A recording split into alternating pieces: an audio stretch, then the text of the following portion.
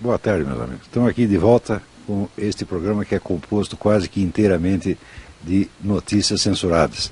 Notícias que você não lerá e nem ouvirá em parte alguma, porque elas escapam à grade de preferências da classe jornalística nacional, a qual há muito tempo já desistiu da sua missão de informar e decidiu nomear-se uma agente de transformação social, ou seja, uma agente de propaganda política, de manipulação e de indução ao erro.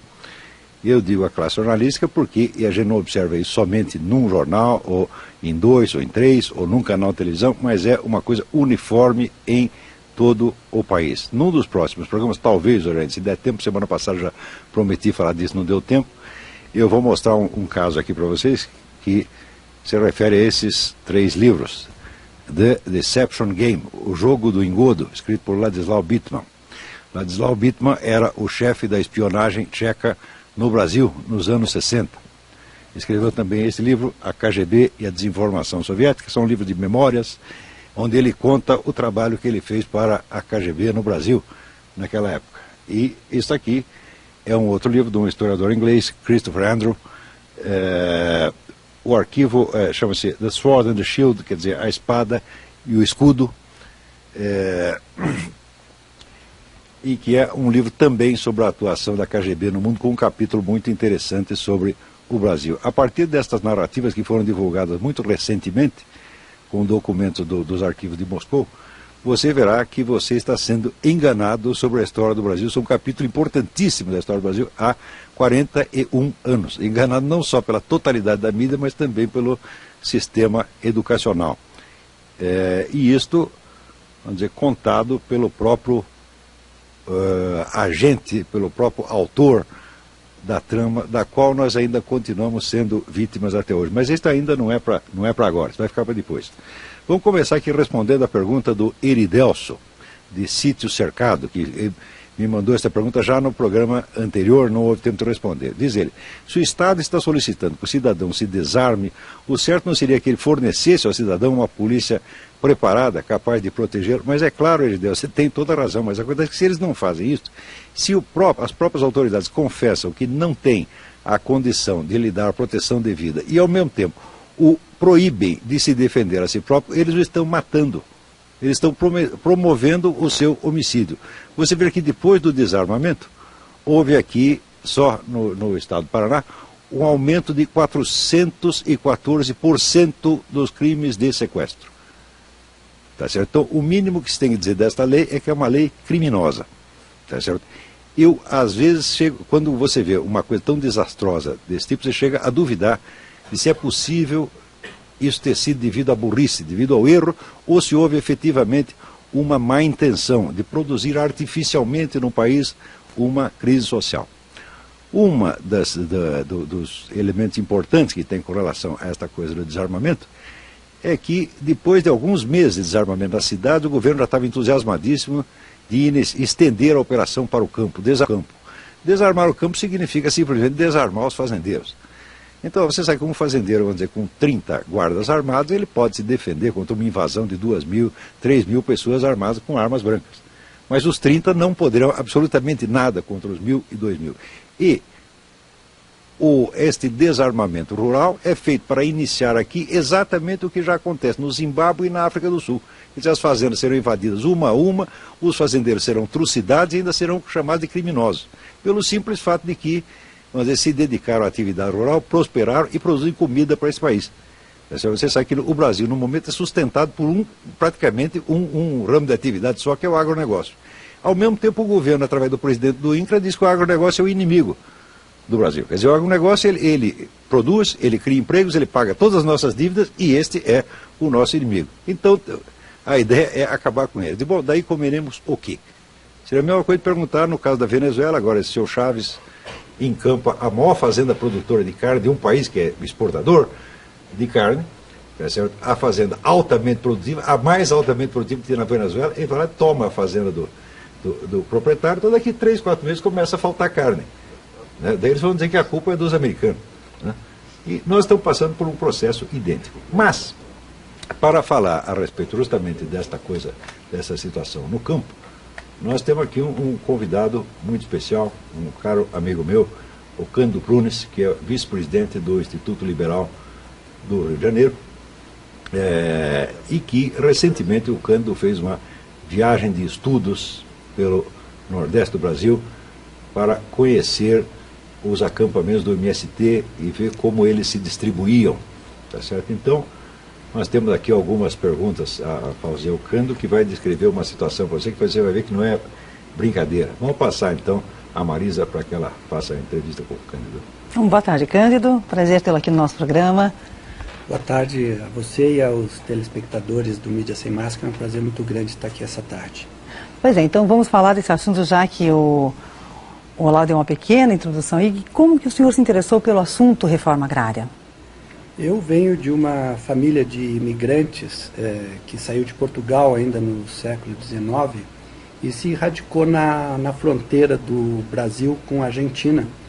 E eu já sou a sexta família, né, ligada à terra e à produção rural, embora eu desempenhe as minhas atividades profissionais em São Paulo.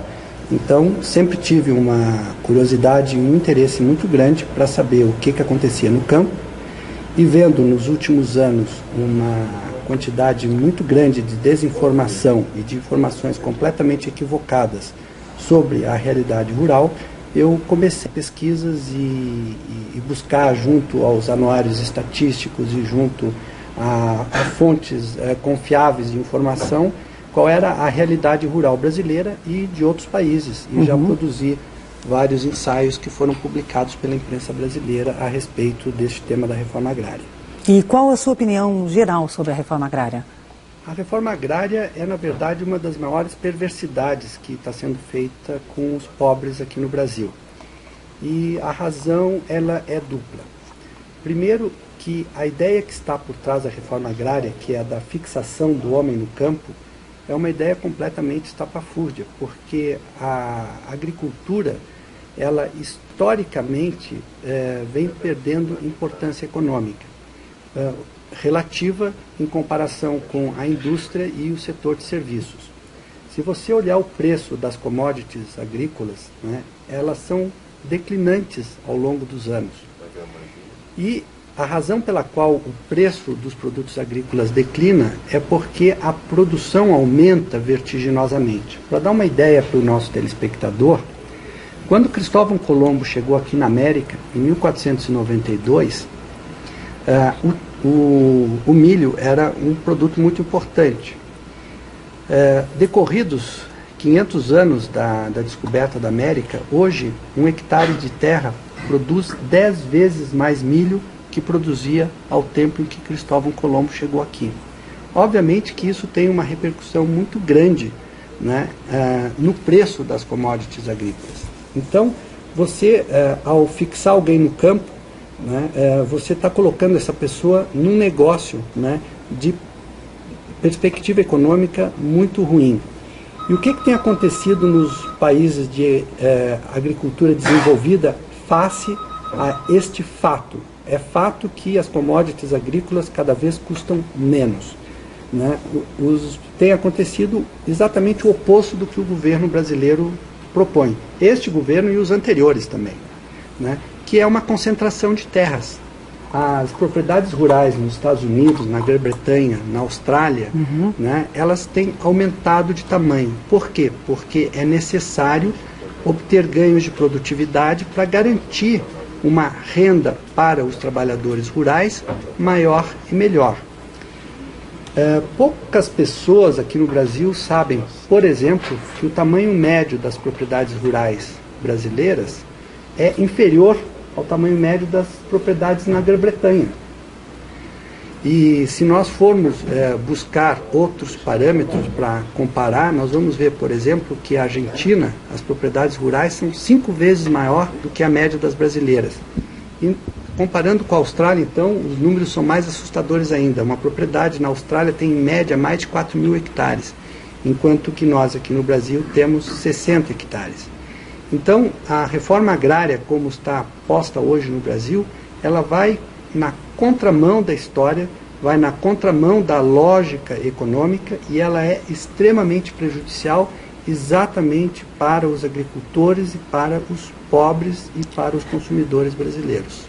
Então, quer dizer que essa gritaria toda contra latifúndios é uma fraude?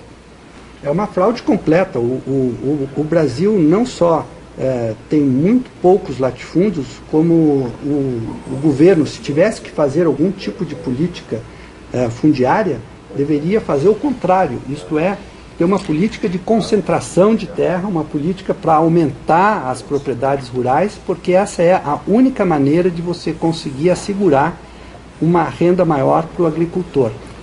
É muito importante dizer o seguinte, aqui no Brasil, como em todos os países pobres, né, o agricultor tem uma renda que equivale a 1/3 da renda de um trabalhador da cidade, né? E nos países onde a agricultura está desenvolvida, né, ainda assim nesses países o agricultor ele tem uma renda em média 30% inferior à renda que tem um trabalhador da indústria ou do setor de serviços. Então, eu repito, né, colocar as pessoas, ter um programa para colocar as pessoas no campo para dependerem da agricultura para sobrevivência é o pior negócio que pode haver, é uma perversidade. E eu mostrei num estudo que eu fiz já há mais de 10 anos que se os recursos que hoje são empregados para assentar uma família num desses assentamentos, né, fosse empregado na educação, era possível pagar, né, até 3 salários mínimos mensais para essa família durante 8 anos e ainda pagar a escola para 4 pessoas. E eu não tenho dúvida que uma família, depois de 8 anos cursando uma escola e tendo 3 salários mínimos para se sustentar, ela vai estar numa situação econômica muitíssimo melhor do que com um pequeno pedaço de terra, né, sem ter nenhuma condição maior de explorar esta propriedade. Então, resumindo, a agricultura hoje não é mais um negócio que possa ser levado de forma amadorística. Hoje tem que ser empresarial. É um negócio complexo que exige crescentes ganhos de produtividade para garantir um mínimo, né, de renda para atores. E o Brasil, o Brasil do agronegócio, né, o agronegócio que sustenta o Brasil, que gera esse superávit na nossa balança comercial, não é o agronegócio das pequenas propriedades familiares exploradas de forma artesanal. É o agronegócio empresarial que emprega alta tecnologia, que emprega essas sementes transgênicas, que já é um fato no mundo e está se tornando um fato aqui no Brasil, e emprega técnicas agrícolas aperfeiçoadas, desenvolvidas e que no mais das vezes é muito cara. Por exemplo, a agricultura irrigada é uma agricultura que exige elevados investimentos e exige também conhecimentos técnicos que um analfabeto, né, não tem condições de conduzir. Então, a reforma agrária, como ela vem sendo feita aqui no Brasil, ela vai contra os interesses das pessoas que o governo diz que quer ajudar. E o senhor falou, desculpe, Olavo, você quer fazer alguma intervenção? Mas quer dizer que, por um raciocínio econômico, a coisa não se justifica. Agora, quando a gente vê o sujeito fazer uma besteira muito grande e óbvia, talvez ele não esteja fazendo por burrice, talvez tenha uma segunda intenção. Quer dizer, por trás desse absurdo econômico pode ter um raciocínio político. Certamente que tem, Olavo, um raciocínio político. E eu digo o seguinte, quando os teóricos do socialismo começaram a escrever as suas obras, a terra era o principal fator de produção. O principal problema da humanidade, em meados do século XIX, era produzir alimentos. A fome era uma realidade, né, que batia a porta de todas as pessoas que moravam na Europa. Né? Populações inteiras eram dizimadas quando havia algum tipo de problema na produção agrícola. A agricultura representava, nessa época, praticamente 80% das riquezas que eram geradas num país. Então, as pessoas terem um pedaço de terra era algo muito importante. né? E por isso que os pensadores socialistas, né, acharam que precisavam distribuir a terra, mas dentro desta realidade, que era a realidade econômica de meados do século XIX. Hoje, na Grã-Bretanha, que não tem mais nenhum problema, né, de fome, ninguém passa fome, e é um país que tem uma produção agrícola muito grande, apenas 1% da sua população se dedica a atividades rurais, né? E isso mostra como que a terra perdeu completamente a importância relativa na produção de alimentos. O cenário que se desdobra no futuro, né, vai tornar isto ainda mais dramático. Por exemplo, há pesquisas muito importantes sendo conduzidas para produzir proteína animal em laboratório. No momento que isso for uma realidade, e hoje não se discute se isso será, apenas se discute quando será uma realidade, né, o preço da carne, a carne de gado bovino ou de peixe vai cair ainda mais dramaticamente, vai colocar a questão da alimentação humana ainda num plano mais secundário do que é hoje. Então, na verdade, este movimento a favor de reforma agrária aqui no Brasil é um movimento completamente retrógrado, saudosista, que até me lembra um pouco do ludismo que aconteceu na Inglaterra, que a gente pode até conversar um pouco sobre isso, porque tem outros desdobramentos. Quer dizer, hoje ele tem um problema de fome justamente nas áreas do planeta que estiveram sob domínio desses regimes estatistas, socialistas, etc, etc. Você vê, 28 países da África tiveram políticas socialistas estatizantes, né? Então lá tem problema. Você tem... agora, na parte capitalista do mundo, isso aí acabou. Completamente. E aqui no Brasil as pessoas costumam dar muita opinião sobre temas que desconhecem completamente. E um dos dados que eu queria trazer aqui para o nosso telespectador, que é um dado estarrecedor e, ao mesmo tempo, um dado que exige a reflexão dos nossos formuladores de políticas públicas, que diz respeito, né, ao futuro demográfico do Brasil e do mundo. Hoje, professor Olavo, já existem 62 países do mundo que estão abaixo da taxa de reposição, isto é, as suas populações começam a diminuir. 62 países. A Europa, entre 2005 e 2050, ela deverá perder mais de 100 milhões de pessoas. Isso significa que daqui até meados deste século, a Europa vai perder mais de 2 milhões de pessoas por ano. Então, se nós olharmos pelo lado da oferta de alimentos, nós vemos que a oferta de alimentos vem crescendo ano tras ano por ganhos de produtividade, ainda que a população rural, a população dedicada a atividades rurais venha decrescendo. E por outro lado, se a gente olhar pelo lado da demanda por alimentos, a perspectiva é de diminuição da população da Terra nos próximos 50 anos. O resultado disso, muito óbvio, né? O preço dos alimentos vai cair ainda mais. Então, você ter uma política num país em que ainda temos 22 a 25% da população dependendo da agricultura para sobreviver, estabelecer uma política para manter esses infelizes no campo, isso é suicídio, né? É de uma perversidade que a gente só encontra... Aí surge um problema muito grave, aquele que dizia o Thomas Sowell, né? Porque daí parece que vai haver uma escassez de miseráveis. E se não houver miseráveis, né, do que vão viver esses políticos todos? Né?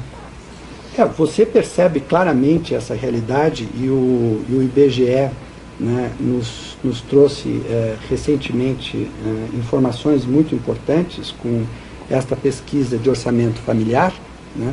Você já percebe claramente que a alimentação, que a produção de alimentos e a distribuição deles aqui no Brasil deixou completamente de ser um problema importante. Hoje, o Brasil tem menos de 5% da sua população, segundo os dados dessa pesquisa feita por métodos científicos e com toda seriedade, né, que estão abaixo do peso. Mas isso você encontra em qualquer país, né? próspero do mundo. São índices comparáveis aos índices europeus, aos índices norte-americanos.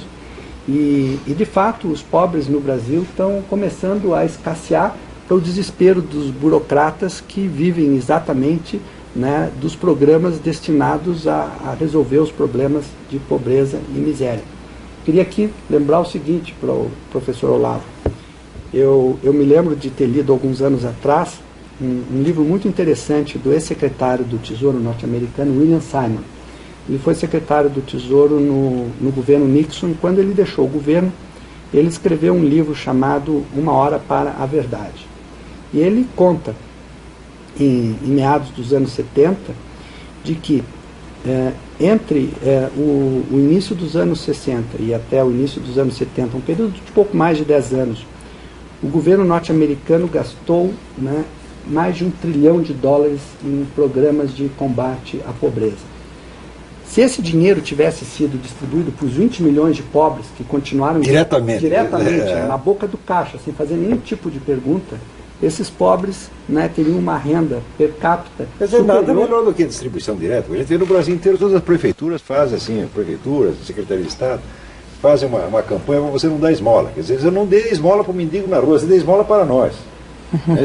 Agora, daí você dá R$10, esse R$10 vai pagar a conta de telefone da ONG, da repartição, vai pagar o salário do fulano, vai pagar a gasolina, e no fim, talvez sobre 1 centavo, né, na mão do pobre. Porque a distribuição direta, quer dizer, que programa social, coisa nenhuma, isso aí é uma palhaçada. Inclusive por esse dado aí que o Canto está mostrando, do IBGE, você vê que o Fome Zero foi uma fraude consciente. E nós temos a prova de que foi uma fraude consciente e deliberada. Por quê? Porque foi feito aquele documentário do João Moreira Salles a respeito da campanha do Lula, em que o Lula subia no palanque gritando que havia 50 milhões de famintos no Brasil. E depois aparecia ele mesmo no camarim dizendo que era mentira. Quer dizer, ele está mentindo conscientemente para o eleitorado. E isso é caso de processar o cidadão, por isso chamamos propaganda enganosa. Agora, no Brasil atualmente, a estas pessoas que sempre viveram, vamos dizer, de fazer o discurso moralista contra os outros, a essas tudo é permitido. É permitido ter amizade com o pessoal do narcotráfico, é permitido mentir o quanto queira, eles têm todos os direitos, estão acima do bem e do mal. Isso não se pode permitir, eles não são pessoas melhores do que ninguém. Note que no tempo em que esse pessoal era perseguido pela ditadura, tinha problemas, eu mesmo arrisquei minha cara muitas vezes para defender o direito deles falaram o que queriam falar. Mas acontece que hoje eles estão procedendo de uma maneira mais arrogante do que o pessoal da ditadura. E isso aí já passou de todos os limites do tolerável. A coisa só, vamos dizer, não se torna motivo de debate público, por quê? Porque toda a nossa imprensa, aquela que não é cúmplice, é covarde. Eu digo isso, eu tenho mais de 35 anos de jornalismo, eu vi todo o processo que foi passando a nossa mídia, como ela foi mudando, né, de um espírito sério, combativo, para um espírito de assim, conspiração maquiavélica, esconder, só favorecer o governo ou alguma entidade associada. Tá, e isso aí tem que acabar. Se nós queremos ter a democracia é para valer, democracia é para falar claro. Todos nós podemos errar. Isso não quer dizer que você tem que confiar em tudo que a gente está dizendo, não. Você tem que ouvir o que nós estamos dizendo, tem que ouvir o outro lado, tem que ouvir todos, mas aqui só tem um lado atualmente. Por isso que nós tivemos que fazer esse programa, que é o programa de Notícias Proibidas. Eu queria aqui trazer mais uma informação, né, dentro desse rol de notícias proibidas. A pergunta que o professor Olavo, de certa forma, já respondeu, onde é que vai parar o dinheiro destinado a esses programas de combate à pobreza, né? Nos Estados Unidos, o destino é bem conhecido, são os bairros ricos em torno de Washington, onde fica a burocracia. E aqui no Brasil é exatamente a mesma coisa, né? O dinheiro ele é todo canalizado para Brasília. Brasília tem hoje uma renda per capita, professor Olavo, 30% superior à renda per capita de São Paulo e do Rio de Janeiro.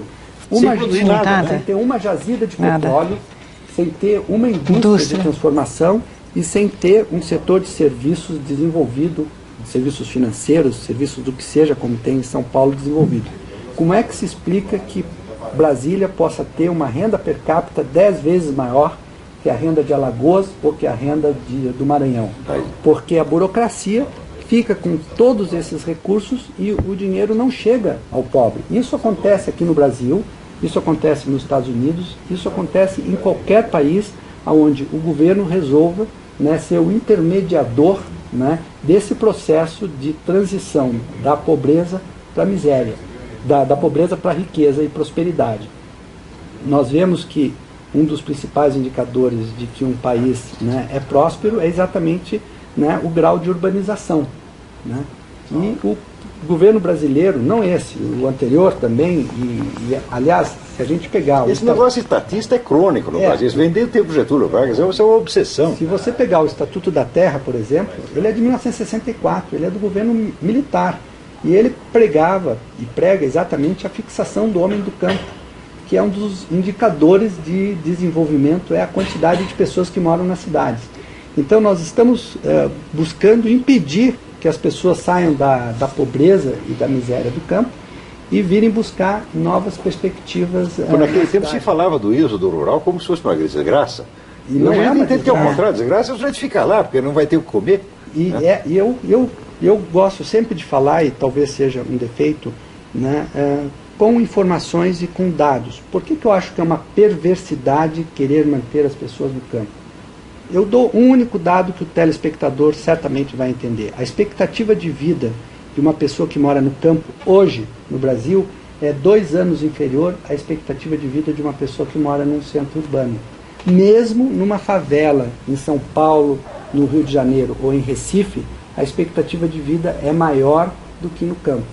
Então, você fixar a pessoa no campo significa condená-la a ter 2 anos de vida a menos do que a média dos brasileiros. Então, esse tipo de política não visa, vamos dizer, atender toda esta multidão de pobres. Ela visa atender uma liderança que, com base nessa, tendo montado esse movimento, então, com base nessa proposta, vai tirar dinheiro da ONU, vai tirar dinheiro da Comunidade Europeia, vai tirar dinheiro de empresa, vai tirar dinheiro da igreja, vai encher os bolsos.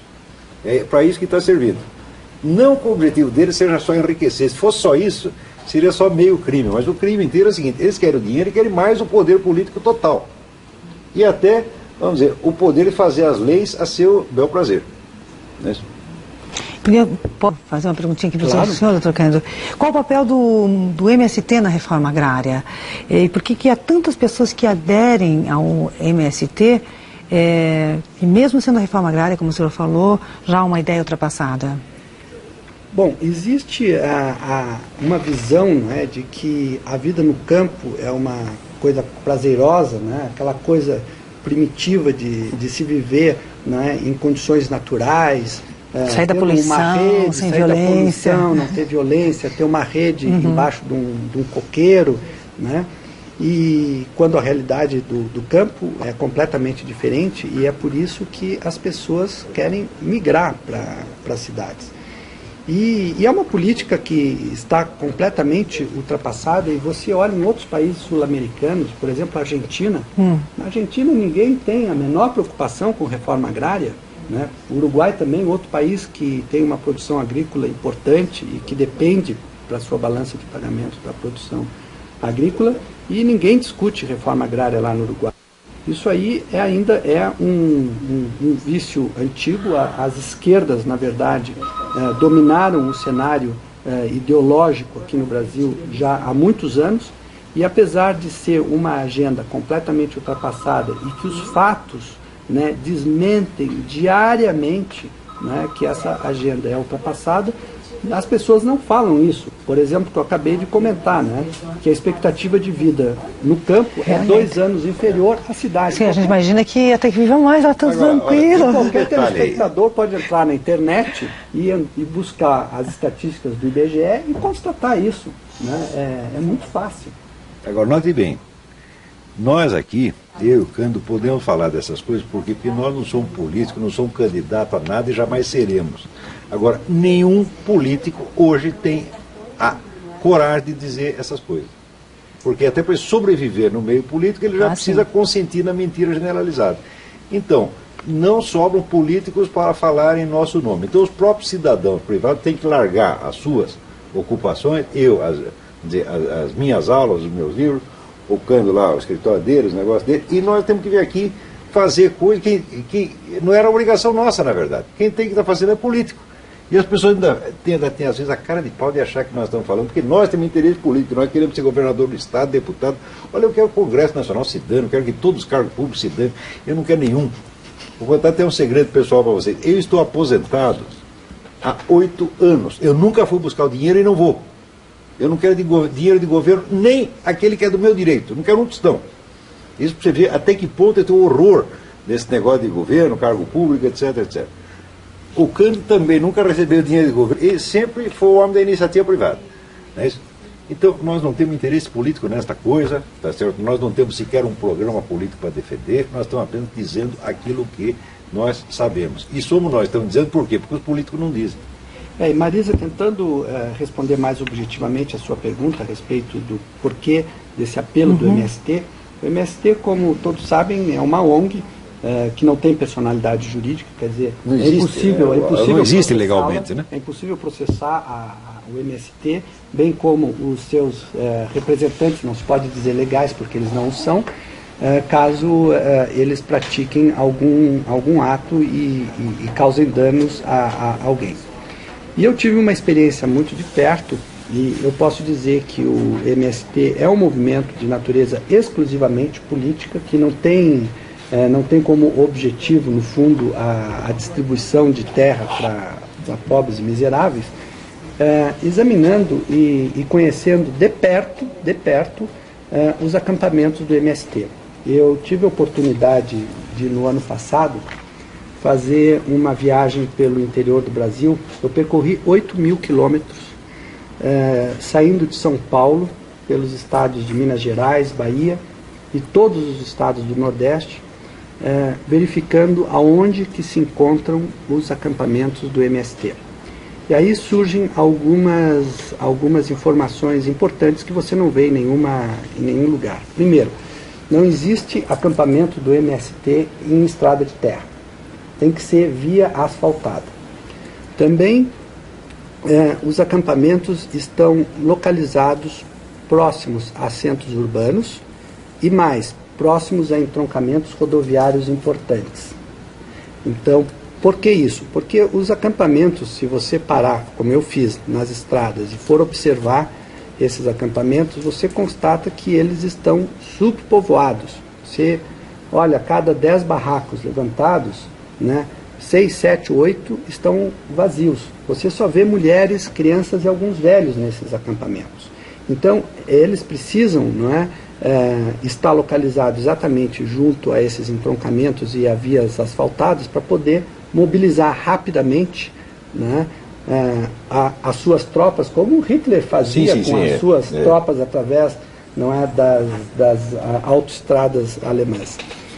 Para numa emergência qualquer, caso haja necessidade de mostrar para a imprensa um acampamento cheio de terra, você rapidamente consegue trazer a turma. É uma farsa, é um teatro, evidentemente. Totalmente. O que a gente vê, na verdade, quando acontece algum problema com o MST, com alguma pessoas numa fazenda, ou mesmo a polícia, nossa, muita gente ali. Tudo correndo para lá, tudo correndo, ó.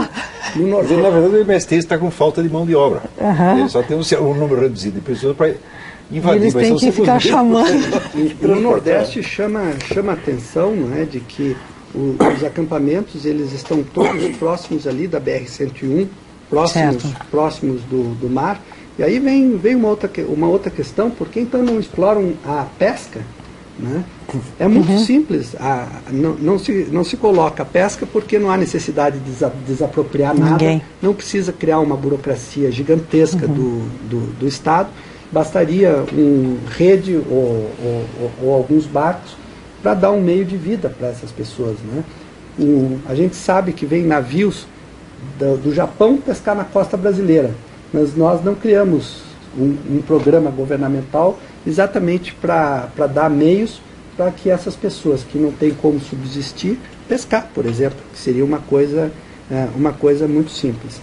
O único acampamento que eu encontrei um pouco mais distante do litoral brasileiro, a bem da verdade, foi um acampamento localizado no Canindé do São Francisco, né, uma localidadezinha a uns 240 quilômetros de Aracaju, terra de Lampião. Lá, sim, havia um pequeno acampamento de 100 terras, mas era fácil de compreender por que eles estavam ali, né? Porque próximos à represa de Xingó, aquelas terras são muito valiosas. Então, no momento em que o INCRA desapropriar essas terras e entregar um pedaço, um lote para cada um daqueles 100 terras, eles rapidamente poderão vendê-las e fazer um caixa, né, para eles próprios e para esta ONG aí, e partir para a próxima invasão, né? Mas essa foi a única exceção que eu encontrei no Nordeste. E muito interessante também constatar que no Piauí, interior do Piauí, não vi nenhum acampamento de sem terra, como também não vi acampamentos ao longo das rodovias asfaltadas do Maranhão. O Piauí e o Maranhão, aparentemente, eles estão fora da rota do MST por alguma razão, né? Provavelmente porque são regiões muito pobres e não existe um centro consumidor próximo, e as terras lá têm um valor muito menor do que terras, por exemplo, aqui em Minas Gerais, ou então terras que estão sendo muito bem exploradas no sul da Bahia por grandes empresas de papel e celulose, por exemplo, que cultivam eucaliptos e outras árvores para a fabricação de papel, ou mesmo a indústria de cacau, que é muito importante. Então, o MST quer terras próximas a centros urbanos ou terras que sejam muito valorizadas para fins agrícolas, mas não para que os assentados as utilizem, né? Mas é porque depois elas podem ser rapidamente passadas adiante. Quer dizer, você tem um valor, ou então um valor estratégico, para você bloquear a estrada, essa coisa toda. Para as finalidades nominais da reforma agrária, isso não serve de maneira alguma. Uhum. Então você vê toda essa coisa da camuflagem, essa coisa de papelão, esse mundo de papelão no qual nós estamos vivendo, né? Tudo parece ser uma fraude, um teatro, uma enganação. Uhum. Quer dizer, até onde nós podemos continuar vivendo nesse país desta maneira? Quer dizer, fingindo, né? E mentindo uns para os outros o tempo todo. Não é possível isso. Isso está virando um hospício. Olha só uma intervenção aqui. O Otávio de São Paulo, capital, ligou, elogiou o programa, diz que o Brasil é dirigido por esquerdistas e é bom que haja um programa esclarecedor para o povo. Então está aqui. Muito obrigado, Otávio, pela sua audiência também. Por favor, que os esquerdistas podem dizer o que eles queiram. Uhum. No tempo da ditadura, todos nós corremos risco para garantir direito a eles. Também passei muito aperto naquele tempo. Mas hoje a gente vê que eles são uma classe dominante mais arrogante, mais prepotente do que os milicos todos juntos. Você vê, naquele tempo, por exemplo, os milicos faziam censura à imprensa. Então eles tiravam uma notícia ou outra. Mas hoje não, hoje você tem um bloqueio total. Isso o milico nem pensou em fazer. Você vê uma discussão como essa, de quando que você vai ver uma discussão livre desta aqui na grande mídia brasileira? Você não vê mais. É verdade. Eu havia mencionado há pouco que o MST lembrava um pouco um movimento que surgiu na Grã-Bretanha, que foi o ludismo. Ele foi um movimento que teve suas raízes no meio operário, e ele era contra, né, o processo de industrialização. Os ludistas entendiam que as máquinas, né, elas traziam desemprego, e eles começaram a atacar indústrias que estavam surgindo na Grã-Bretanha e fazendo ameaças. E por que esse movimento, né, se chamou ludista, né? Porque em 1812, um dono de uma fábrica de tecelagem recebeu uma carta ameaçadora, escrita era um documento apócrifo, escrito por um tal de General Lud. E eu até gostaria de ler aqui a parte final da carta, porque parece que foi escrita no século XXI, né, pelo MST. E a carta dizia o seguinte: possuímos informação de que você é um dos proprietários que tem um desses detestáveis teares mecânicos, que dá para substituir teares mecânicos por latifúndio. Né? E meus homens me encarregaram de escrever-lhe, fazendo uma advertência para que você se desfaça deles, teares. Atente para que, se eles não forem despachados até o final da próxima semana, enviarei lugar-tenentes com uns 300 homens para destruí-los. E, além disso, tome nota de que, se você não que se você nos causar problemas, aumentaremos seu infortúnio, queimando o seu edifício e reduzindo-o a cinzas. Se você tiver atrevimento de disparar contra os meus homens, eles têm ordens de assassiná-lo, queimar a sua casa.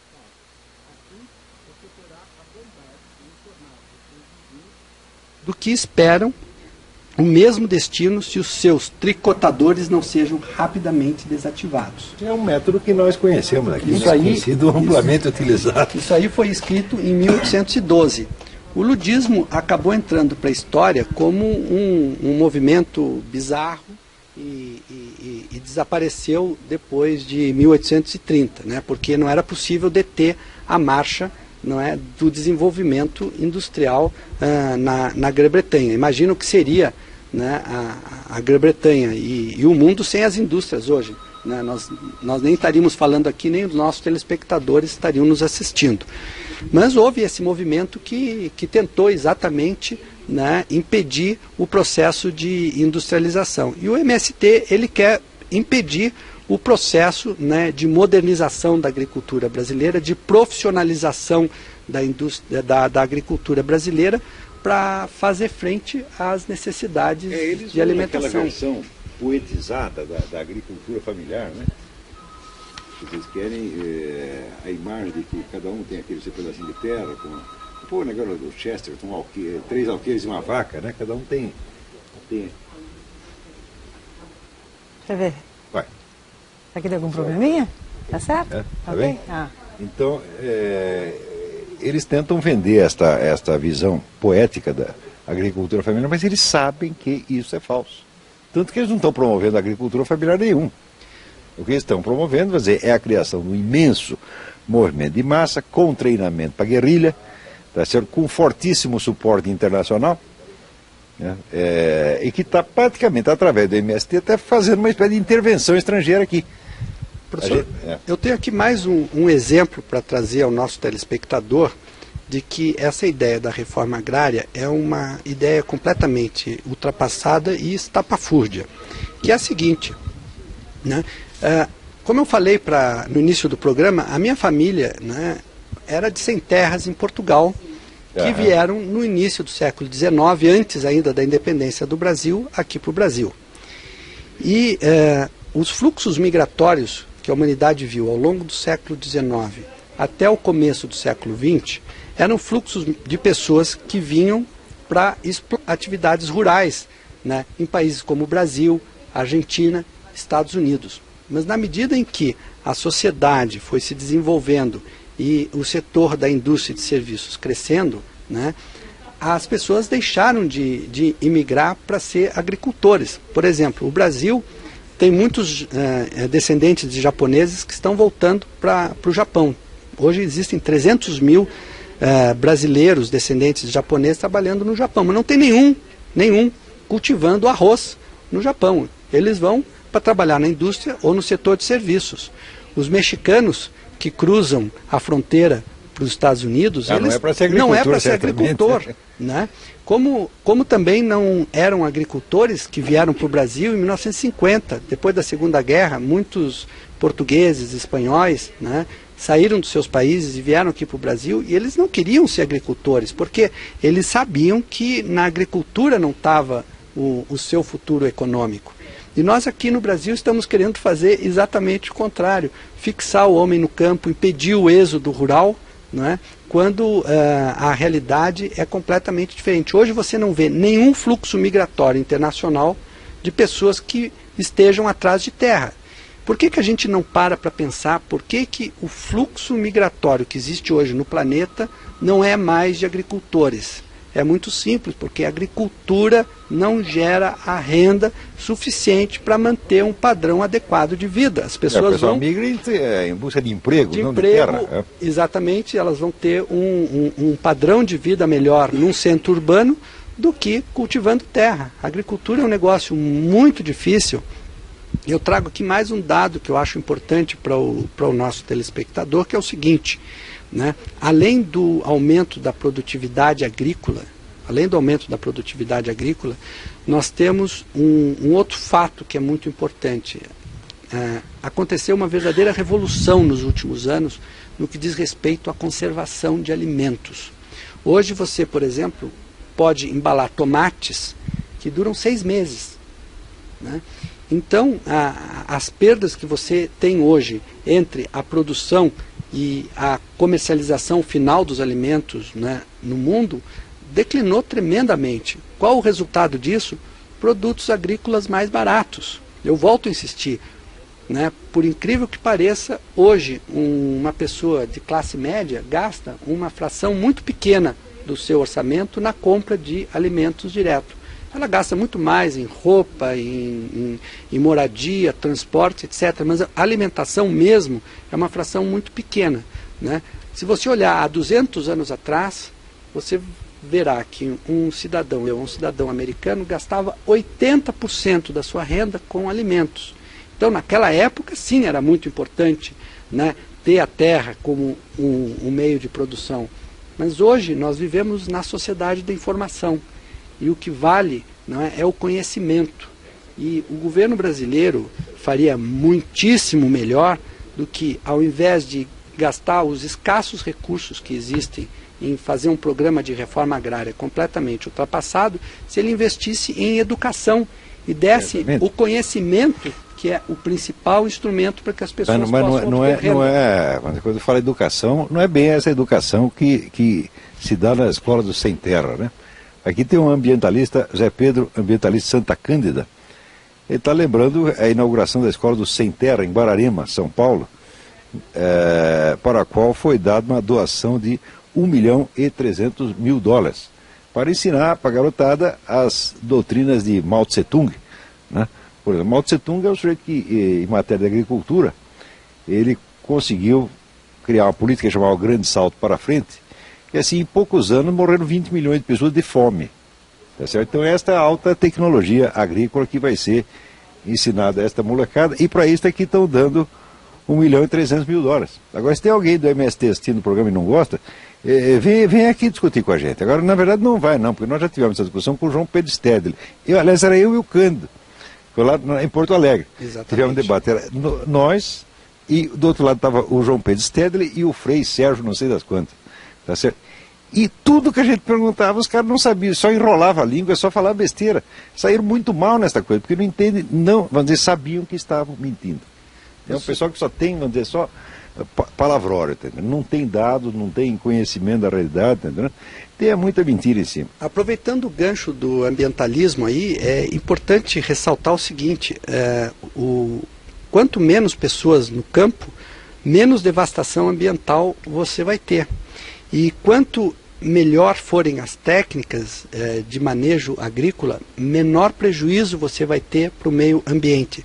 Se você olhar nos Estados Unidos, que é o maior produtor mundial de alimentos, né, você vai ver que a área explorada para a agricultura vem declinando desde meados dos anos 30.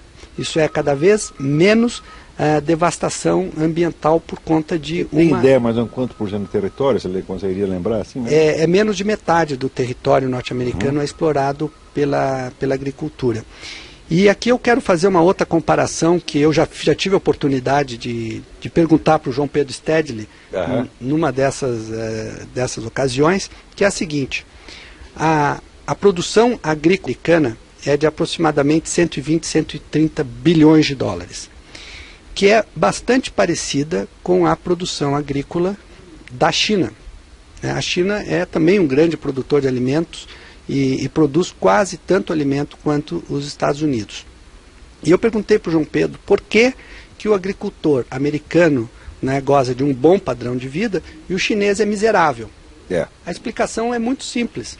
O PIB de 120 bilhões de dólares gerados na China é dividido entre 400 milhões de agricultores chineses. E o PIB de 120 bilhões norte-americano é dividido entre 3 milhões e 500 mil agricultores. E esse número está diminuindo. Quer dizer, é um número decrescente. Da riqueza estão fazendo a repartição da miséria. Exatamente, é isso que está acontecendo. Então nós precisamos, para aumentar a renda do trabalhador rural brasileiro, que é 1/3 da do trabalhador urbano, a gente precisa, né, diminuir o denominador. Quer dizer, a quantidade de pessoas... A miséria chinesa é um assunto que no Brasil está praticamente proibido. Quer dizer, a China que se mostra na nossa televisão, são 3 ou 4 cidades onde está havendo, vamos dizer, um surto fenomenal de construção civil, e que o visitante vai lá na comitiva do Lula, ou uma coisa assim, e vê aquela fachada e acha tudo maravilhoso. Mas nós temos informação de que a miséria rural na China continua exatamente a mesma de 50 anos atrás. É uma coisa assombrosa. Mas não pode falar disso. Quer dizer, vamos dizer, a China é a grande vitrine da esquerda mundial hoje, mas não pode mostrar o que tem por trás da vitrine. Mas é pior do que isso, professor. O que não pode mostrar é de que está havendo o maior êxodo rural da história da humanidade, está acontecendo exatamente nesse momento na China, porque eles se deram conta que manter 400 milhões de pessoas dependendo, plantando arroz com a mão, eles não vão chegar a lugar nenhum. Então eles estão trazendo gigantescas massas de pessoas para os centros urbanos. A China hoje tem dezenas de cidades com mais de 1 milhão de habitantes, né, para trabalhar nesses centros urbanos em atividades industriais e de serviços, porque a agricultura não conseguirá dar um padrão mínimo de vida para esses chineses. Mas ninguém fala aqui no Brasil sobre esse gigantesco êxodo que está acontecendo, patrocinado pelo governo chinês. Na China ninguém mais quer manter eu faço o que eu digo, mas não faço o que eu faço. Né? Eu acho que o Brasil é um dos últimos, se não o único país do mundo que ainda pensa em fixar o homem no campo. Como é possível que informações tão importantes, que não somos só nós que sabemos isso, tem muita gente que sabe dessas coisas, como é possível que essas informações estejam ausentes do debate? E elas estão disponíveis. É uma situação muito anormal, né? Elas estão plenamente disponíveis na internet, todos esses dados que eu anotei aqui, o nosso telespectador pode buscar nas estatísticas do Fundo Monetário Internacional, nas estatísticas da FAO, que é o Organismo das Nações Unidas para Alimentação, e aqui em relação ao Brasil, no IBGE. Agora, pergunta para nós assim, quanto dinheiro nós estamos ganhando para dizer isto? Quanto você está ganhando, Cândido? Não, eu não ganho nada há muitos anos que eu venho falando sobre uma passagem para ele pagou o hotel do seu próprio bolso. Há muitos anos eu também não estou ganhando nada. Agora, quanto está ganhando esse pessoal que trabalha aqui, vamos dizer, dirige essas ONGs, esse tipo, esse aparato burocrático para sugar dinheiro do Estado? Essa gente tem dinheiro que não acaba mais. E ainda tem a coragem de fazer de conta que eles são os representantes dos pobres e oprimidos e nós somos da classe opressora. Isso é muita cara de pau. Olha, eu tenho aqui várias perguntas e várias intervenções dos nossos telespectadores. Vou começar a passar, né? Senão, o Afonso do Alto da 15, ele quer saber no que a extrema-direita é melhor do que a esquerda, visto que a extrema-direita, quando no poder, levou o país à falência total. E deixou claro, o Afonso, que não é a favor nem de um nem de outro. Ora, a extrema-direita mundial, ela é todinha hoje anti-americana. Você pega os sites nazistas, tá certo? A extrema-direita está aliada com esta mesma gente contra os Estados Unidos e contra Israel. Então vai perguntar para eles. Né? Eles vivem de namoro, esse pessoal da esquerda vive de namoro com os nazistas para ferrar com americano e judeu, e ainda vem perguntar para nós? Não tem nada a ver com a extrema-direita, não. Bom, isso é histórico. Isso é histórico. O pacto Molotov-Ribbentrop. É sempre a mesma coisa. Entre o ministro das Relações Exteriores da Alemanha nazista hoje, se você dizer, todas as organizações nazistas, neonazistas, fascistas, são todas anti-americanas, profundamente anti-americanas.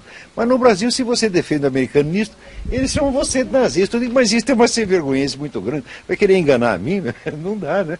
Então, e a outra aqui acho que mais para você, Cândido.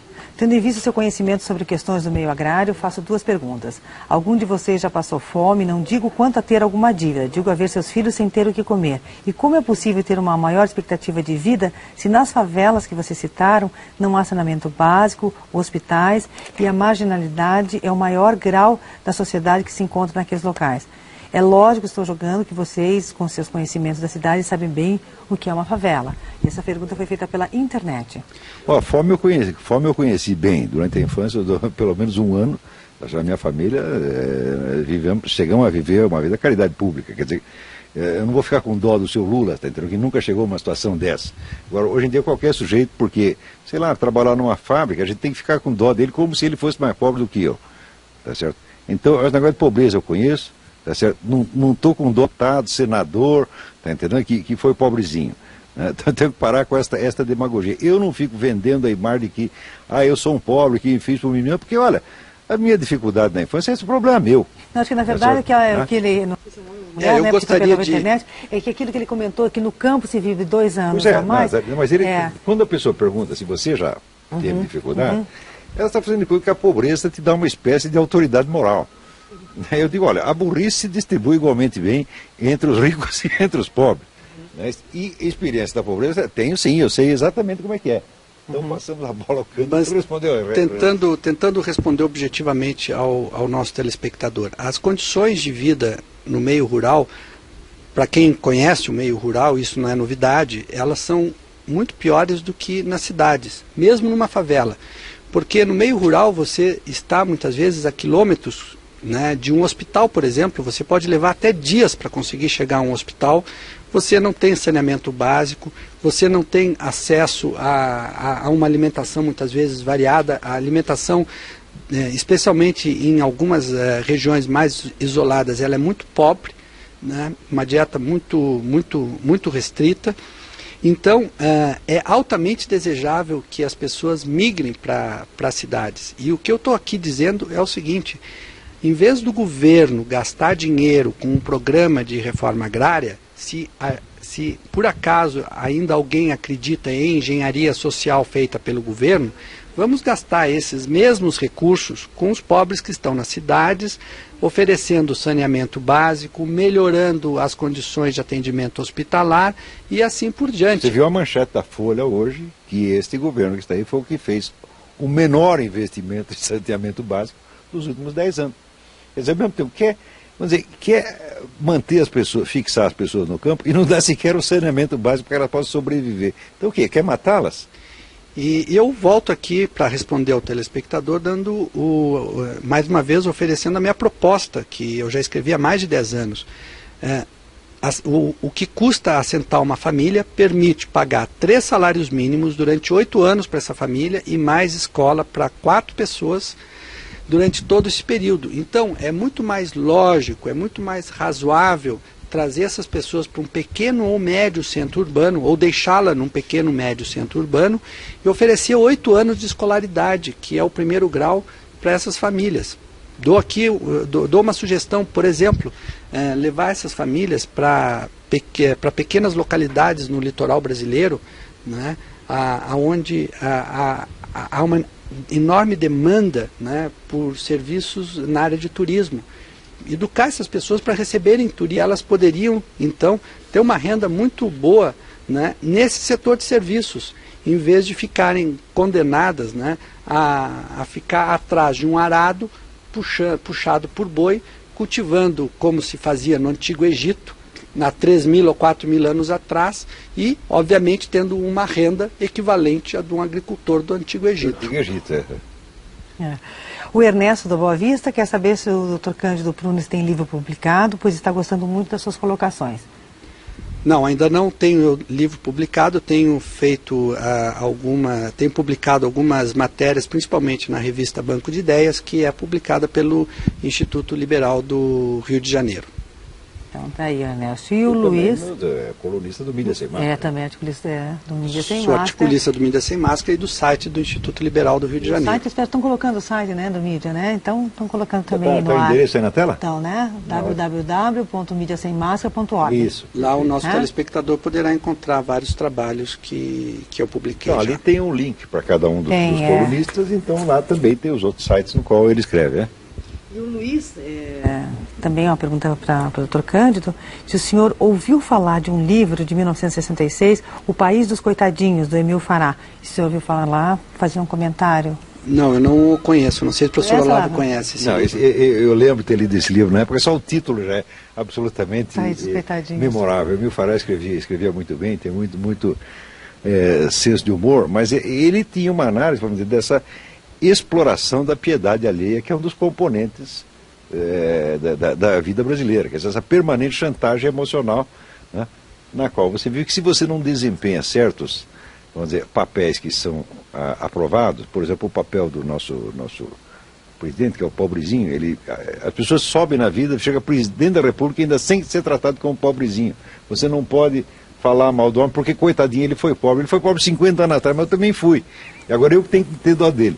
E o país dos coitadinhos, mais ou menos a fórmula do Emil Fará era essa coisa chantagista. Não deixa nunca de ser coitadinho, né? Que tem no Brasil. Há pouco tempo atrás saiu publicado um livro com um título semelhante, né, O Brasileiro Pocotó, né, em que exatamente o autor mostra, né, de como há um processo de mediocrização no país e aonde se erige, né, a condição de sábios pessoas que são absolutamente ignorantes. E o professor Olavo de Carvalho certamente é a melhor autoridade para poder discutir sobre isso, é autor do Imbecil Coletivo, e onde ele com muita profundidade discute esse processo de imbecilização que assola o Brasil. Um dia vamos ter que fazer um programa só sobre isso, sobre, vamos dizer, essa decadência cultural brasileira, que é uma coisa que nunca foi vista em nenhum país do mundo. Paralelo, já procurei, nunca aconteceu isso. O Brasil até os anos 50, 60, tinha uma literatura poderosa, quer dizer, uma cultura pujante da qual a gente podia se orgulhar. Hoje isso está uma vergonha. Você falar de cultura brasileira hoje é punk, sambinha, biografias de prostitutas. Você vê que se você chega a um país da Europa, você tem milhares de biografias de todos os homens célebres, né, cientistas, né, historiadores, filósofos, etc. Aqui, as nossas faculdades de história produzem um número assombroso de biografias de sambistas, né, amantes de deputados, prostitutas, etc. Quer dizer, isso são as pessoas que nós admiramos. Quando você chega nisso, isso aí é psicose depressiva, pô. É verdade. Olha, o Edmilson, da Vila Auer, disse que a análise feita sobre o MST é muito conservadora. Ele pede que seja mais neutra de opiniões as colocações feitas aqui. Ué, por que você não pede para o João Pedro Stedley ser um pouco mais conservador? Ora, todo mundo, vocês têm que apresentar todos os lados possíveis. A minha tese, ela não é conservadora, eu não a considero, ela está baseada em dados e informações. Eu já tive a oportunidade de perguntar isso para o João Pedro Stedley e ele não me respondeu. Me dê um único exemplo de país que tenha 22% da sua população dependendo da agricultura, aonde os agricultores sejam prósperos. Ele não pôde me responder. Me dê um único exemplo de país aonde tenha minifúndios e que a agricultura seja próspera. Aqui eu dou um exemplo para o nosso telespectador. Tem um país do mundo onde o tamanho médio das propriedades rurais não chega a 2 hectares. Não tem nenhum latifúndio nesse país e é um país de dimensões continentais como o Brasil. Esse país é a Índia, né? E é um país de miseráveis, né? Por quê? Porque lá eles vivem plantando num pedacinho de terreno, de forma ainda artesanal, e depois colocam pimenta para secar no telhado da casa, né? E obviamente que uma exploração agrícola, né, nessas condições é só capaz de gerar pobreza e miséria. Então eu queria dizer para o telespectador que eu estou preocupado com os recursos gigantescos em relação ao PIB brasileiro que estão sendo desperdiçados com esse programa de reforma agrária, e estou dizendo que se for para gastar dinheiro com o combate à pobreza, que não se faça dessa maneira estúpida que está sendo feita, né, através de um programa de reforma agrária, que se invista na educação, melhore a qualidade de ensino, que se pague melhor os professores das escolas públicas, né, mas que não se desperdice num programa que não tem futuro, num setor da economia que não é capaz em nenhum do mundo de sustentar, né, uma população expressiva. E depois se vê, se o direito da propriedade rural está condicionado à sua finalidade social, qual é a finalidade social das terras do MST? Nenhuma, não produz coisíssima nenhuma, então não tem utilidade social, então tem que tomar de volta, aplicando o mesmo princípio que eles aplicam quando invadem a fazenda. E se você invadiu, tomou lá a fazenda, bom, começamos uma cultura séria, próspera, organizada e está ganhando dinheiro, muito bem, podemos até ajudá-lo, mas não estão produzindo nada que justifique. Na verdade, vivem de cesta básica que nós pagamos com o nosso imposto. O senhor é professor e sabe desse problema melhor do que eu. Mas o maior problema que o Brasil tem, na minha opinião, é indiscutivelmente educação. Então, era aí que os recursos públicos deveriam estar sendo recentemente foi publicado um livro impressionante mostrando a importância da educação para o aumento da renda. O título do livro se chama A Ignorância Custa um Mundo. E o seu autor se chama Gustavo Iosp. E nesse livro ele traz uma porção de informações muito importantes sobre a verdadeira situação catastrófica, e não vejo outra palavra para designar a situação educacional brasileira, né?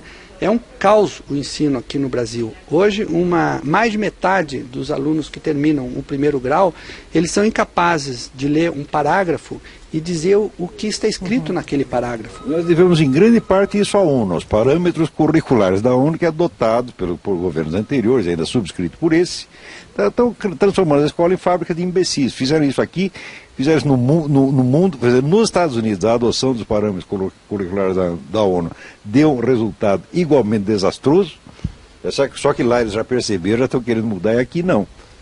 Né? Então eu volto a insistir. Nós já estamos no século XXI, onde a agricultura e a indústria têm uma importância relativa muito pequena. O futuro dos empregos, e basta abrir os anúncios de classificado dos jornais. Pega qualquer jornal, Estado de São Paulo, aqui no Paraná ou no Nordeste, né? Você não vê um anúncio pedindo empregados rurais. Isso deve significar alguma coisa, né? Os empregos, eles estão hoje no setor de serviços, nem na indústria. A indústria, ela desemprega ano a ano. E graças a Deus que é assim, porque o trabalho extenuante, pesado, árduo, duro, né, hoje é feito por máquinas e por robôs. Né?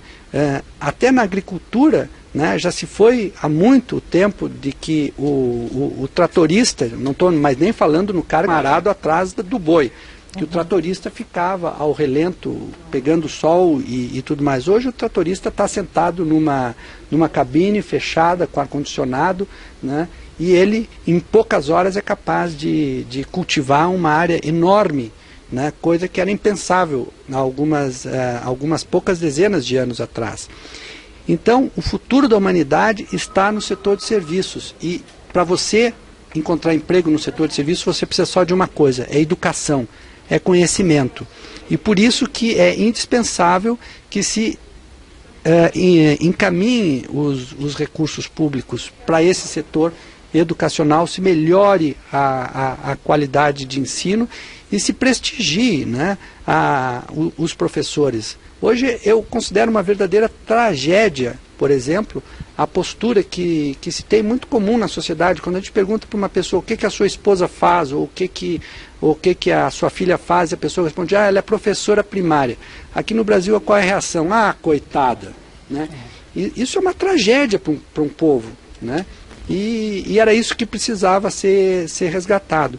Infelizmente eu não vi o atual presidente, e vi muito pouco o presidente anterior, né, visitar estabelecimentos de ensino. O nosso presidente anterior passou 8 anos, e quando ele ia para visitar algum estabelecimento de ensino era no exterior para receber o título de doutor honoris causa. Recebeu um diploma, mas aqui no Brasil poucas vezes eu vi ele ir numa pequena escola, né, rural no Nordeste, por exemplo, para prestigiar os professores que estão ensinando.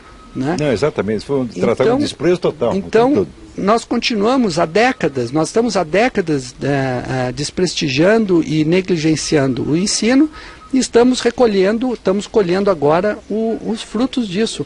O mundo acelerando rapidamente, a gente viaja para os Estados Unidos e vê, né, o degrau ou fosso que nos separa, né, dos Estados Unidos em termos de prosperidade econômica, de produção cultural, então. E a produção cultural o nosso telespectador pode ver facilmente, basta entrar na internet e ver o volume de informações que existe em língua inglesa e o que existe, por exemplo, em português. E se a gente for comparar então a qualidade do que nós temos hoje na internet em um e outro, é brutal. Aí a gente pode acabar o programa aqui. Uma experiência que você pode fazer, que eu já fiz várias vezes. Você pega a primeira página do jornal americano e a primeira do jornal brasileiro. Você conta quantas palavras diferentes tem no jornal americano. O vocabulário americano é 10 vezes maior, numa primeira página de jornal. Nós estamos progredindo, sabendo menos palavras a cada dia que passa. João, que fez a pergunta da palavra. do portão. Ele pergunta se o dinheiro para a faculdade foi realmente doado pela União Europeia e organizações cristãs? Não, realmente eu não lembro disso. Esta foi a informação que veio através do Zé Pedro, ambientalista, que passou essa informação da doação de US$ 1.300.000. Eu me lembro mais ou menos disso, mas eu não lembro de quem veio. Eu sei que normalmente a União Europeia tem colaborado, né, com o MST. E o governo britânico às vezes também.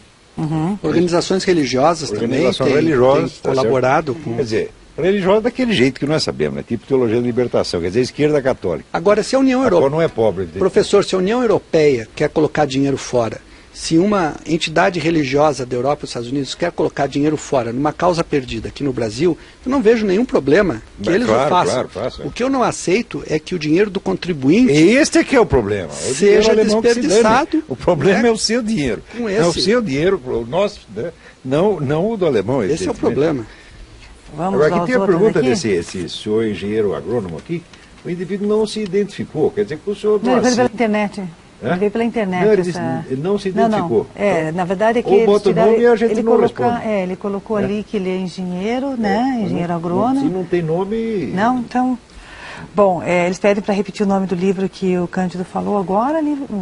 O título do livro é A Ignorância Custa um Mundo. O autor é Gustavo Iospi. Tá. E também outra pergunta para você, do João Roberto. O senhor diz que é válido que o governo dê dinheiro diretamente para o pobre. O programa Fome Zero não é isso? Não, eu talvez tenha sido mal interpretado. O que eu digo é o seguinte: o ideal é que o governo não se meta na vida das pessoas. Porque quando o governo se mete a tirar dinheiro de um para dar para outro, é o primeiro passo para acabar com a liberdade. Eu acho a liberdade um valor fundamental do qual nós não podemos abrir mão. Mas eu digo o seguinte: aceitando com todas as restrições como certa a ideia de que cabe ao governo algum papel para minimizar a pobreza, não é através de um programa como o de reforma agrária que nós vamos conseguir resolver. E muito menos através de qualquer outro tipo de programa, né, que não seja dar dinheiro diretamente às pessoas. Então, nesse sentido, eu vou dizer o seguinte: a única alternativa que eu vejo mais concreta de se atender ou ajudar as populações pobres é ver, né, os milhões de pessoas que recebem um salário mínimo da Previdência, que são notoriamente pobres, e aí sem gastar um tostão a mais, sem precisar aumentar a burocracia do INSS, etc., dobrar ou triplicar o valor que é pago a título de pensão ou aposentadoria para essas pessoas. Né? Só que isso ninguém quer propor, porque exatamente não vai inchar a burocracia, não precisa contratar um montão de pessoas em Brasília. Qualquer ajuda ao pobre, antes de chegar ao pobre, tem que ajudar muita gente pelo caminho. Exatamente. E é por isso mesmo que não funciona. E tem que ter muito escritório com ar-condicionado em Brasília, no Rio de Janeiro, São Paulo. No Rio de Janeiro, eles fizeram a contagem dos meninos de rua, 2 anos atrás, havia 410 meninos de rua na cidade do Rio de Janeiro. E havia 411 ONGs para cuidar deles. Cada uma pegando dinheiro de governo, de iniciativa privada, de comunidade europeia, então dá para dar uma ONG para cada moleque. Porto Alegre também tem uma realidade semelhante. O governo do PT teve 4 mandatos consecutivos lá em Porto Alegre, e a cidade tem pouco mais de 200 menores de rua, e durante 16 anos eles não conseguiram resolver. Aliás, os menores já viraram maiores e provavelmente delinquentes, e nem dizer, conseguiram resolver esse problema. Você enfrenta um problema desse, 200 milhões de euros, que é um problema absolutamente ruim. Você dizer que 200 milhões de euros é um problema social? Não, isso aí é um problema distrital no máximo, né? E não consegue vencer. Por quê? Para eles resolver esses 200, para resolver a situação desses 200, tem que resolver a situação de mais 2 mil ou 20 mil que estão pelo caminho. Militantes. E tudo quanto é feito por governo é assim. Vamos dizer, esse é um dos princípios mais óbvios, né, da economia liberal. O governo não produz riqueza. O governo só toma a nossa riqueza. Só toma a nossa riqueza. Qualquer coisa que será feita pelo governo vai custar mais caro do que se fazer de outra maneira. Um outro exemplo, você pega 50% da população americana contribui para programas assistenciais no mundo inteiro. Isso é a população americana. Já tem brasileiro que tem cara de pau de dizer que americano é pão duro. Né? Você pega na sua rua, vê se 50% das pessoas, né, são capazes de contribuir para a sua... Não contribuem. Nós sabemos que a nossa classe alta e média, esta sim é mesquinha. Se aparece um moleque para pedir esmola, a gente sabe como é que eles respondem para os moleques. Sai para lá! Não é assim? Então, e ainda se acham muito lesados pelos moleques. Então não dá um dinheiro para o moleque, mas vai dar um dinheiro para a ONG. Vai dar para o MST. Vai dar para essas campanhas ridículas. Tipo Fome Zero. Ora, na hora que começa a Fome Zero, nós vamos dar comida para eles. Da onde que ele tirou o dinheiro para a comida? Que não chegou no pobre. Tirou do saneamento básico que ele não investiu. Os Estados Unidos têm há dezenas de anos um programa Fome Zero, que é o chamado Food Stamp, né, e que se sabe que é um tremendo fracasso e serve apenas para drenar recursos do contribuinte americano e entregar para a burocracia sediada em Washington. É isso mesmo. Como aqui no Brasil, a burocracia sediada em Brasília, qualquer pessoa que valha, né, e vai de olhos abertos, fica impressionado com a quantidade de carros importados, com as lanchas que tem lá no Lago de Paranoá subindo, né, para cima e para baixo, né, as mansões em volta do lago. A prosperidade de Brasília é uma das coisas mais assintosas. Isso é uma síntese. Né? E por que isso acontece? Uma cidade que não produz, tem né? nada, Uma cidade que não tem nada. Eles têm sim, 40% do PIB brasileiro passa por Brasília. E pelas capitais... já vai ficando. E vai ficando. E pelas capitais de estado. Qualquer pessoa aqui em Curitiba, por exemplo, ou em São Paulo, ou em qualquer outra capital que vá caminhar próximo à sede do governo estadual, vê a quantidade de veículos de outras cidades. É tudo pessoas, prefeitos, representantes, ONGs, que vão lá tentar beliscar um pouquinho dos recursos que está lá. E, obviamente, que cria-se toda uma burocracia para determinar quem é que vai ficar com o quê, e só sobra migalha, evidentemente, para a população.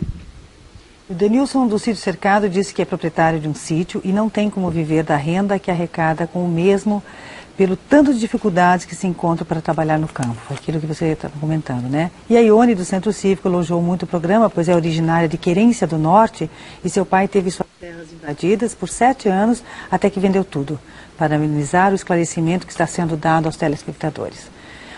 O Jurandir diz que se a terra não é mais importante, por que vocês não convencem os latifundiários a investir menos nos seus próprios lucros e mais na educação? Mas quais latifundiários estão acabando de dizer que, vamos dizer, o tamanho médio das propriedades rurais do Brasil é menor do que em outro lugar. Nós não temos problema de latifúndio nenhum. Quando o sujeito começa a fazer problema de latifúndio, isso é fraude, isso é mentira.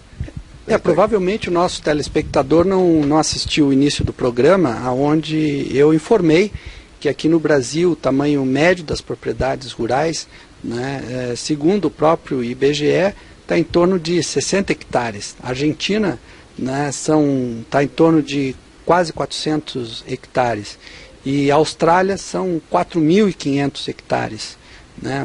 Que latifúndio tem aí? No Brasil não tem latifúndios. A gente precisava... No Brasil, assim, o brasileiro é um ser auditivo, né? E ele, vamos dizer, acredita mais em palavras do que em fato. Quer dizer, a hora que entra uma expressão dessa, latifúndio, cria um efeito mágico na cabeça e essa besteira repetida ao longo de 5 ou 6 décadas. Parece uma coisa hipnótica. E como você pode falar de latifúndio nessas condições? Eu ainda mencionei aqui que o trabalhador rural na Europa, por exemplo, que tem uma renda 30% inferior à do trabalhador urbano, a gente tem que se lembrar que esse trabalhador rural ainda é beneficiado por enormes subsídios, que hoje até o nosso governo lutando contra esses subsídios, né? Quer dizer, a renda que um trabalhador rural na Europa teria seria muito menor se não fossem os subsídios que eles recebem, atestando e comprovando que a atividade rural é uma atividade muito difícil, que exige um alto grau de profissionalismo e de conhecimento de quem se dedica a elas. Isso de querer, de forma amadorística, manter pessoas no campo, não é? É um crime que está se fazendo contra essas pessoas e, infelizmente, esse movimento do MST vai ser visto, não é, daqui a 50 ou 100 anos, não é, como um movimento ou bizarro ou perverso, como foi o ludista na Inglaterra em 1811. E o Osnido Beraba, ele quer saber o que os sem terra produzem, pois nunca soube de um sem terra que trabalhe.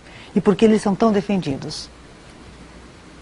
Veja, eles são uma organização ligada a toda a esquerda internacional. Pensar que só quem tem, vamos dizer, conexões internacionais à esquerda. As direitas conservadoras são sempre locais e completamente isoladas uma das outras. Agora, qualquer partido de esquerda está ligado ou ao Foro de São Paulo, que é a Organização Continental, está ligado à Internacional Socialista, e, em suma, eles têm conexões internacionais. Então, sempre que aparece uma organização desse tipo, por exemplo, na América Latina, isto é do interesse, tá certo, de organizações imensas, europeias e algumas americanas. Então tem um respaldo tremendo. Mas se você for ver qual é a imagem que os Sem Terra têm na mídia europeia, a imagem é quase beatificante.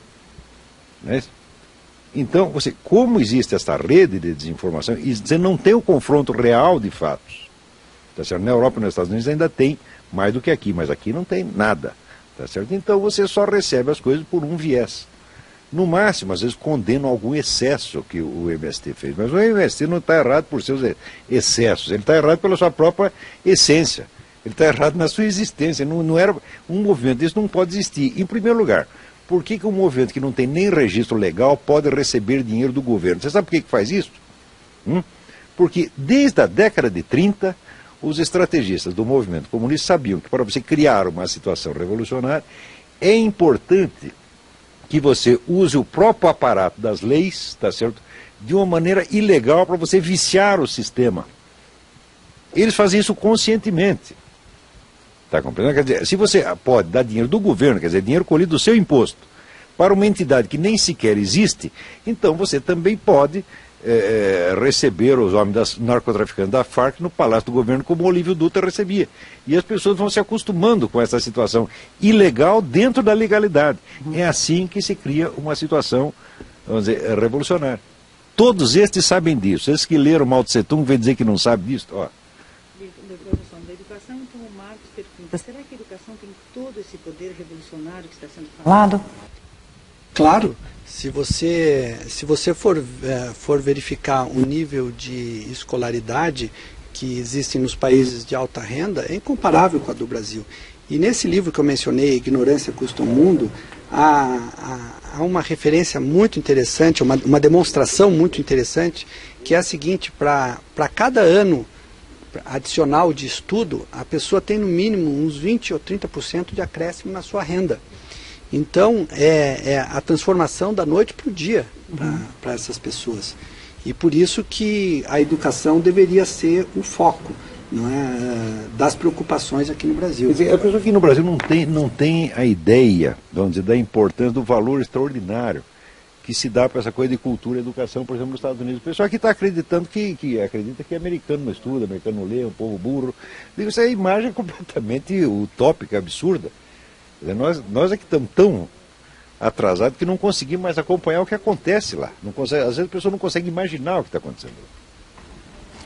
E uma pergunta aqui para o professor Olavo, do Newton: como é possível haver uma educação no Brasil se nos vestibulares existem questões objetivas que não respeitam a livre opinião dos alunos? Mas isto é um problema, eu também não sei responder essa pergunta, mas o problema que você está assinalando, ele existe mesmo, isto é um abacaxi. Quer dizer, se você usa o próprio vestibular como instrumento de propaganda e manipulação política, como é que nós vamos chegar a ter educação algum dia?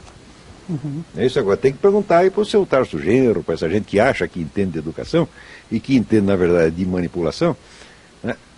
Se uma coisa dessa é lícita. Quer dizer que se o sujeito que põe perguntas, vamos dizer, ideologicamente dirigidas para manipular, né, o vestibulando, se as pessoas não estão cometendo um crime.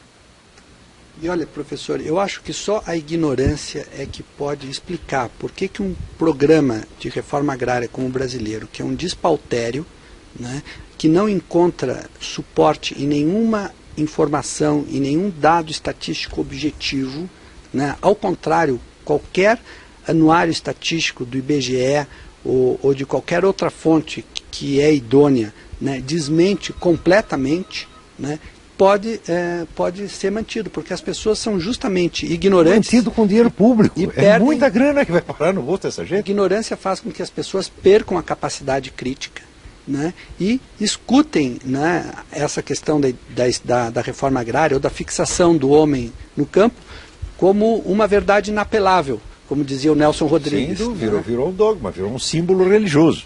Tem que fixar o homem no campo, porque senão você é malvado. E o Maurício do Portão, ele fez só aqui um comentário, que eu vou ler aqui para os nossos telespectadores, que após a Segunda Guerra Mundial, os comunistas acabaram com a agricultura e com o latifúndio na Polônia. Introduziram o minifúndio e a Polônia, que era exportadora, passou a ser importadora de produtos agrícolas. Mas isso aconteceu em todo o mundo comunista. Quer dizer, qualquer pessoa que seja marxista, pró-marxista, socialista, etc., etc., não devia ter o direito de abrir a boca sobre a agricultura nunca mais, depois de tudo que aconteceu na coletivização da agricultura na União Soviética e no famoso grande salto para a frente do Mao Tse Tung. Somando tudo, aí tem uns 40 milhões de pessoas que morreram de fome, sem contar os que foram fuzilados, etc., etc. Quer dizer, olha, depois de você criar um desastre desse tamanho, é melhor ficar quieto, pô. Agora, o senhor vem aqui com um livrinho de Mao Tse Tung embaixo do braço, dizendo que ia ensinar alguma coisa sobre agricultura. Olha, num desses fóruns social mundial, né, tinha um cidadão da Coreia do Norte dando receitas econômicas para o Brasil. Digo, mas isso é de uma cara de pau. Eles não entendem nada, são especialistas em fracasso, mas o fracasso é sempre dos outros, porque a Corriola, a vanguarda revolucionária, sempre sai bem. E o Davi, ele diz que no momento da leitura da carta, São Paulo ficou sem som, então ele pede se dá para ler a parte final da carta. De repente a gente podia ler no finalzinho, doutor Cândido, porque antes tem uma última pergunta aqui para fazer para o senhor, porque acho que nós estamos chegando no finalzinho, não, Lava? E eu queria saber se a reforma agrária é um item da agenda esquerdista, por que os partidos como o PSDB e o PFL apoiam tão abertamente? Porque o um PSDB, é esquerdista, o outro porque tem medo. Exatamente. Né? São também, o Brasil hoje, né, não tem mais partidos que a gente possa dizer de direita, são todos partidos de esquerda. E uma das causas para esse fenômeno, eu acho que é o perverso sistema eleitoral. Embora não esteja aqui na mesa para discussão, nós temos o sistema eleitoral brasileiro é único no mundo. O sistema de voto proporcional, de lista aberta, não existe em nenhuma outra democracia. Né? Então, os partidos políticos hoje não têm mais nenhum sentido. Até a Joana D'Arc passou a integrar, vai passar a integrar o ministério, né, do PT. Né? A Joana D'Arc, que você se lembra, é a ex-governadora do Maranhão. Né? Então você vê, aqui este problema é gravíssimo. O Brasil não tem partidos de direita, não tem partidos conservadores. O que você tem é uma farsa na qual você pega um partido de esquerda que se assume como tal e outro que é um pouco menos de esquerda e que passa a ser chamado de direita, que é exatamente o PSDB, mas cujo programa é idêntico ao do PT. Então, que eu leia a carta? Isso, agora para finalizar. Então vamos passar. O final da carta, né? O Cândido então encerra o programa o final da carta apócrifa, mas assinada por Aulud em 1812, é o seguinte, né? Se você nos causar problemas, aumentaremos seu infortúnio, queimando o seu edifício e reduzindo-o a cinzas. Se você tiver o atrevimento de disparar contra os meus homens, eles têm ordens de assassiná-lo e queimar a sua casa. Esses são os métodos. Esses são os métodos de 200 Bom, anos. então, meus amigos, então até a semana que vem. Na próxima semana nós teremos aqui o economista José Monir Nasser. Eu vou fazer umas perguntas para ele, referente ao noticiário econômico do mês. Tá? Muito obrigado. Até a semana que vem.